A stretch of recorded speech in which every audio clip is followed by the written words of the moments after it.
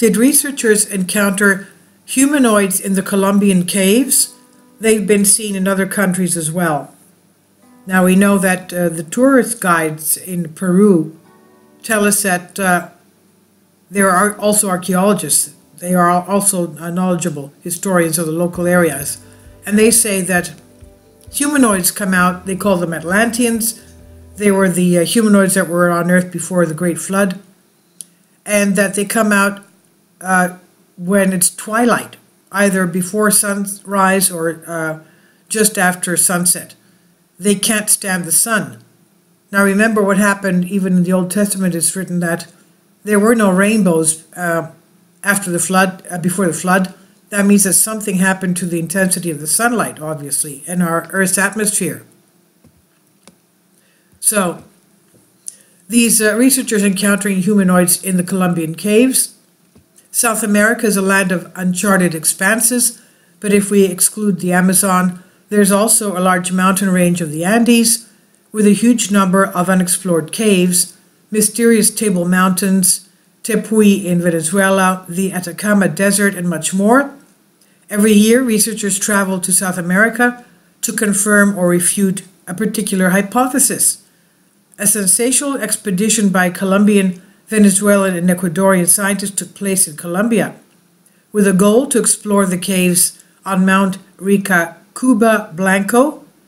The fact that travelers and locals reported that the retreating glacier was revealing more and more mysterious passages in the rock. At the same time, encounters with skinny humanoids increased, which presumably stole livestock and poultry from local residents. When the researchers reached their destination, they documented the presence of 16 new caves. At the same time, no one could even guess how deep the dungeons could go. All caves were given conditional names, and for the study, the so-called KV4 was chosen. Its entrance turned out to be the most convenient for safe entry. It should be noted that the professional speleologists, zoologists, and biologists participated in the expedition. For the examination, the participants entered the specified passage. It was a fairly wide gap, which expanded while deepening. After 5 to 7 meters, it was possible to stand in full height, and it was quite cold inside. It became impossible to film everything that was happening on video because of the pitch black darkness. Dim rays from the lights only interfered, so it was decided to use night vision goggles and devices and a thermal imager. The first thing that caught the eye was the absence of any living creatures. Bats could not get along here because of the low temperatures and very high humidity. The passage deepened by more than 80 meters and then completely divided. At the same time, all the passages were large enough to be able to squeeze through them. However, some of them were covered in rock and ice, forcing the team to go back and take a different route, where the strange encounter took place. A clicking sound. At first, a mysterious tick-tick clicking sound was heard. Then there was a sudden scream from one of the expedition members. He was certain he had noticed a humanoid skinny creature that climbed the wall and into one of the cavities located under the cave ceiling. Its silhouette was clearly visible on the thermal imager. The creature turned out to be warm-blooded and so betrayed its presence. The sightings confirmed numerous reports from the Colombian highlands, who claimed that sometimes thin, pale creatures would steal chickens from villages.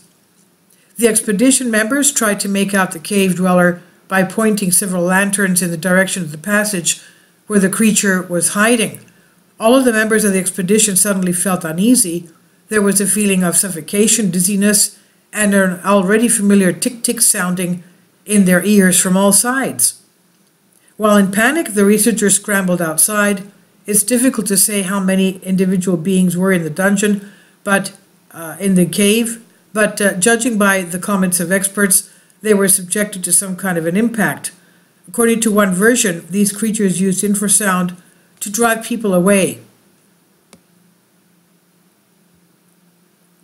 No technical equipment of any sort were found, which means that representatives of the mysterious civilization in the mountains of Colombia lead a primitive lifestyle. However, it's too early to draw such conclusions. It's not known how many meters or maybe kilometers these caves stretch for. Perhaps there's a whole underground settlement there. The ancient Indians have a curious legend according to which underground mountain inhabitants tried to drive people away from their territories. There was a brutal massacre in which the Indians took over. They destroyed all the enemy settlements and drove them back into the caves. Then the gods helped them to seal their enemies from for many centuries underground. Another thing is interesting. Cavers on other continents met with similar humanoids. For example, in the USA, Canada, Australia, China, India, Sri Lanka, Madagascar, Mongolia, Montenegro, and Russia. The total geographical area is more than impressive. Of course, some of these cases can be attributed to hallucinations, optical illusions, vivid fantasy, but it cannot be that everyone is publishing fake reports. Therefore, it seems that representatives of unknown civilizations can live underground, which, albeit rarely, they get out to the surface in the mountainous regions of our planet. And this is on Solask.